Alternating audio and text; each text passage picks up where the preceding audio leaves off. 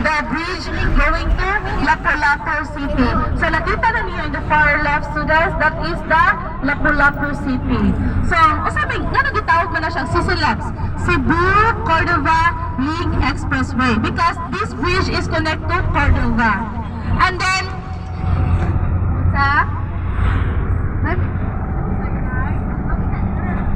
Agi pa diha, later. And then diha mo ni Agi sa ilalim, students, sa ubos sa bridge. And then to your right, students, this one is the Pasil. Kisa man nakadungog sa Pasil. Dire, mori ang Pasil na area.